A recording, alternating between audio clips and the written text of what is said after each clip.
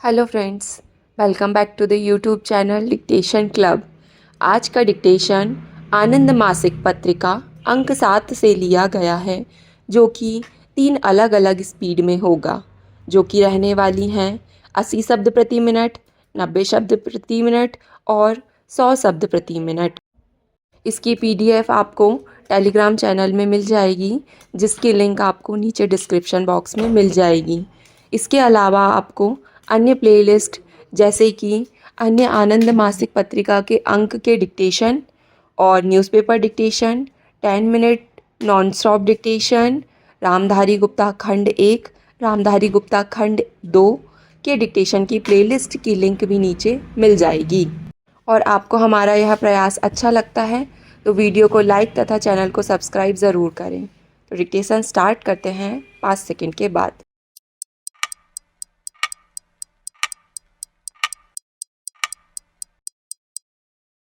महोदय, विदेशी सहायता के बारे में मेरा यह विचार है कि जब हम आर्थिक दृष्टि से अपने पैरों पर खड़े न हो जाएं, हमें और अधिक विदेशी सहायता लेनी चाहिए।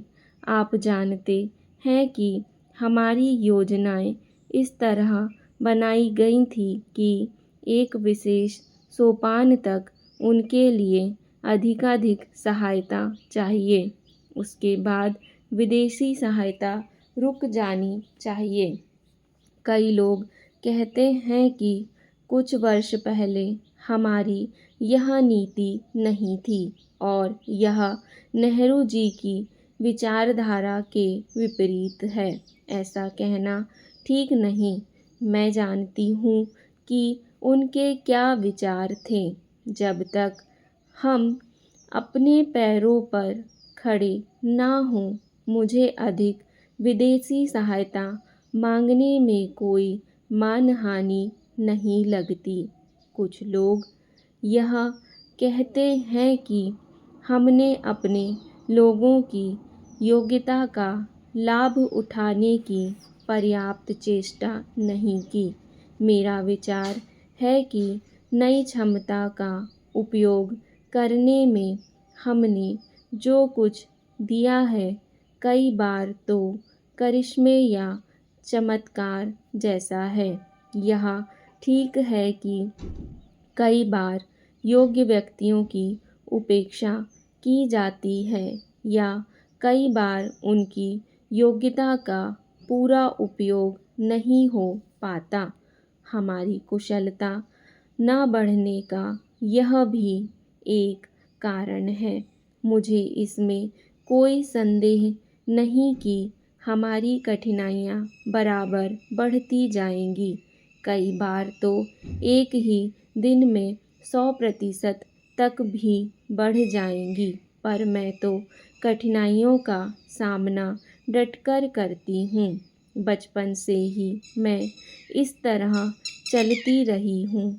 यदि मैं जनता से छोटे लक्ष्यों की चर्चा करूं, तो वे कहेंगे अपनी छोटी छोटी योजनाएं अपने पास ही रखो।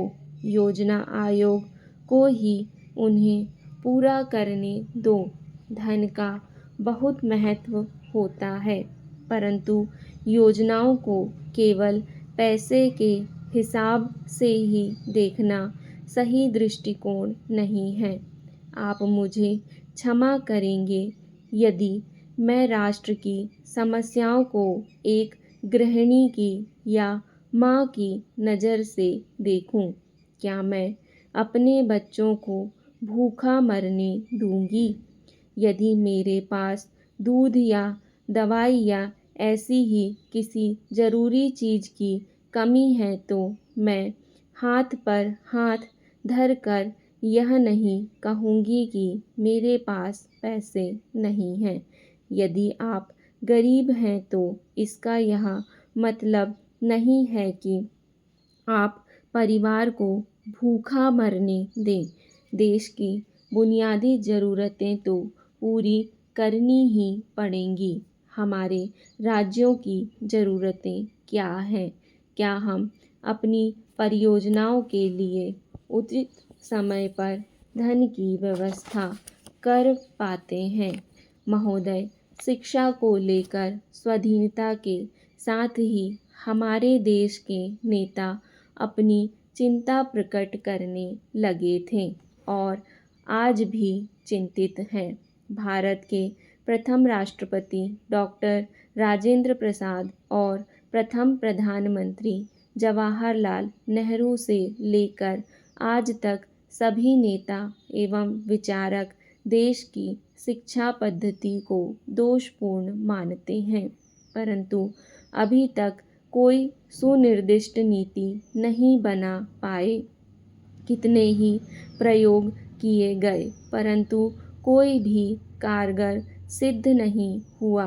अभी तक हम यह तय नहीं कर पाए कि हमारे बच्चों को क्या पढ़ाया जाए। हम यह भी नहीं सोच पाए कि हमारी अगली पीढ़ी किस तरह की बने। हम अपनी शिक्षा नीति का उद्देश्य भी तय नहीं कर पाए।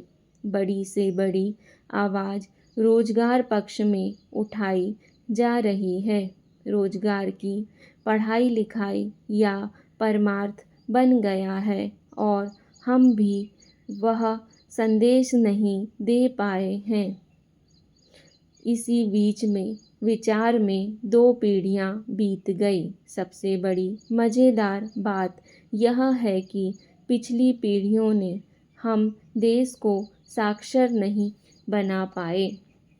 आज से 160 वर्ष पूर्व मद्रास रेसिडेंसी ने एक कमीशन के जरिए देश की शिक्षा प्रणाली की जांच करवाई थी, जिसका सारांश यह था कि उस समय हमारे देश में इंग्लैंड की तुलना में बड़े पढ़े लिखे गरीब बराबर थे।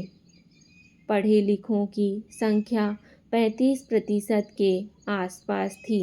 शिक्षा पद्धति में जब मैकाले का प्रवेश हुआ तो सब कुछ नए सिरे से पढ़ना लिखना शुरू हुआ।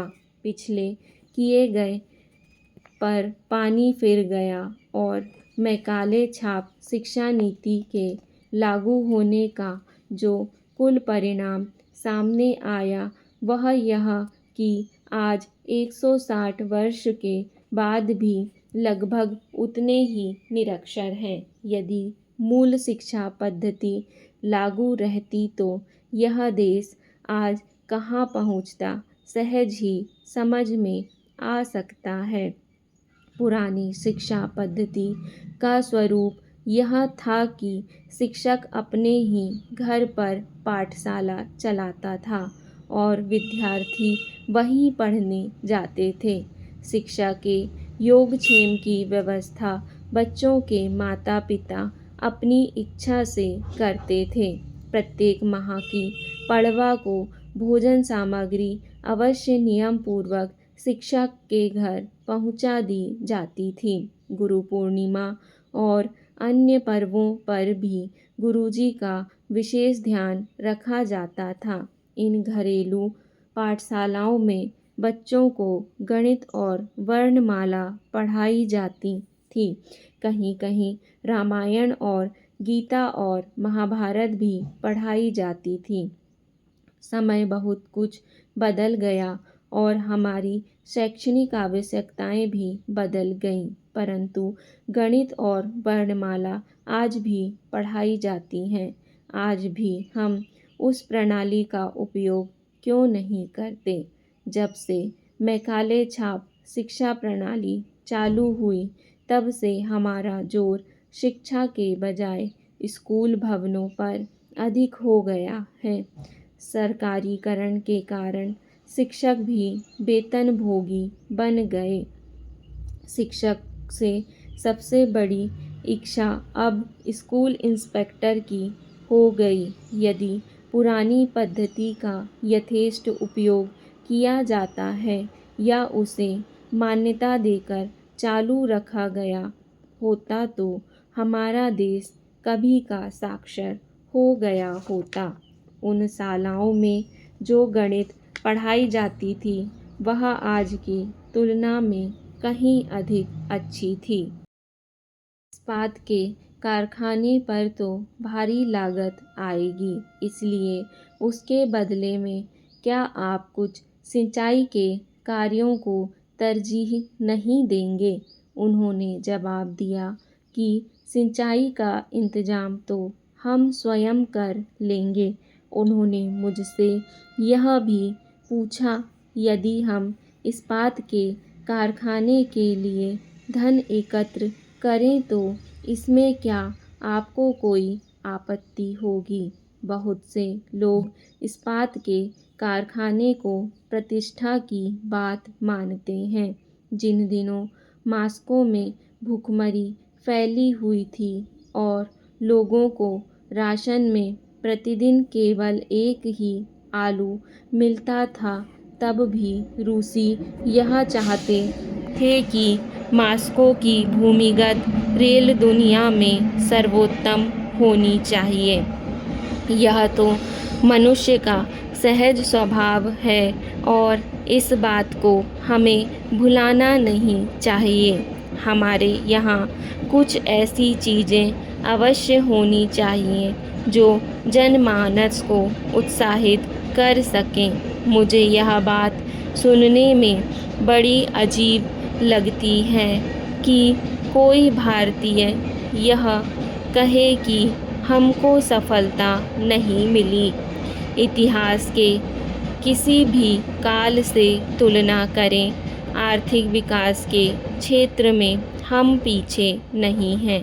कहने का यह मतलब नहीं है कि सभी क्षेत्रों को समान रूप से लाभ पहुंचा है, ना ही जनता के सभी वर्गों ने समान रूप से प्रगति की है।